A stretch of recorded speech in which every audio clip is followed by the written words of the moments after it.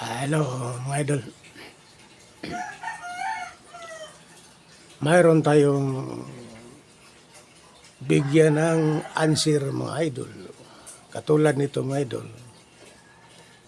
Ito ay sa mga baguhan lang na hindi pa ganong alam ang kompetisyon ng mga circle, circumference, arcline, chordline, per degree. Ito na, para to sa mga baguhan mga idol. Ito ha.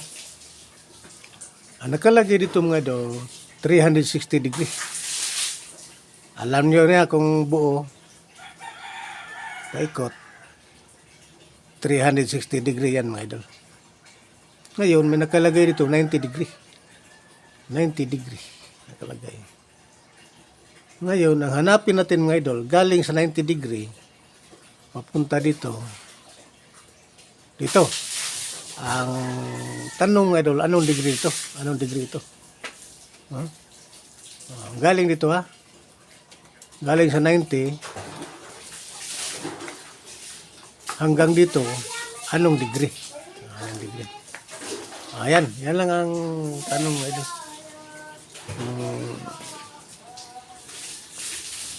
Kung kukuha tayo ng per degree o circumference o arcline, chordline, iba na yan.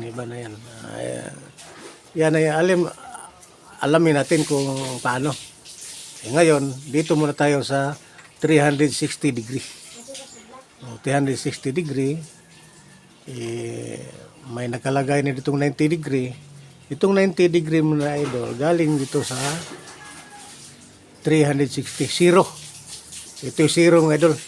0 degree, papuntang 90.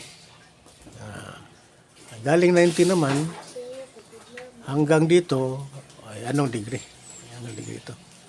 Ito mga idol, at saka ito, parehas lang. Equal to mga idol ito. At saka dito, parehas lang ang degree nito. Ito ay tatlo lang to eh.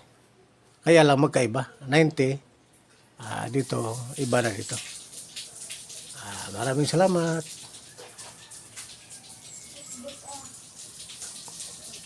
At anyayahan ko kayong idol na subaybayan ang YouTube channel Tatay Dulong TV.